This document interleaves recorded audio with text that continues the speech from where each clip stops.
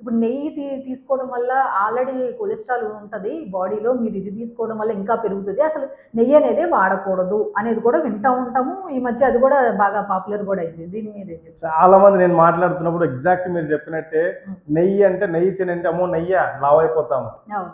నాకు ఒకసారి అనిపిస్తుంది ఎవరు ఈ పిచ్చి మాట మాట్లాడింది మీతో నెయ్యి తింటే లావ్ అవుతామని. సో అని ఇంకా అనాలనిపిస్తే కానీ అనలేము. అబ్సల్యూట్లీ నెయ్యి గుడ్ అండి. నెయ్యిని నేనైతే అమృతం అని చెప్తా.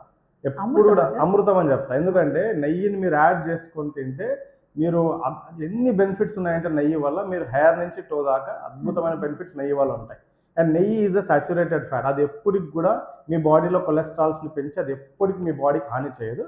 బట్ అది ఒక కొంచెం మోతాదులో మరి మంచిది కదా అమృతం కదా అని ఈ మాట వినిన తర్వాత జనాలు ఏం చేస్తారంటే ఇంకా లీటర్లు నెయ్యిని తాగడమో నెయ్యిని తినడమో ఇష్టమైన వాళ్ళు నెయ్యి అంటే ఇష్టమైన వాళ్ళు మొదలు పెడతారు. అట్లా కాదు, పద్ధతి ప్రకారం మీకు ఎంత అవసరం అంత నెయ్యి వేసుకుంటూ మీ ఫుడ్స్లో తింటే అబ్సల్యూట్లీ నెయ్యి మంచిదే. అండ్ అది రైస్తో పాటు కలుపుకొని తింటే ఇంకా మంచిదే. బికాజ్ ఆ రైస్లో ఉన్న ఆ కార్బోహైడ్రేట్ గ్లూకోజ్ కన్వర్షన్ని కొంచెం స్లో చేస్తుంది. ఆ డైజెషన్ ప్రాసెస్ని కావచ్చు, గ్లూకోజ్ స్పైక్ని పెంచకుండా కంట్రోల్ చేస్తుంది. ఓకే. మన నెయ్యి అయితే చాలా మంచిదండి. ఓకే.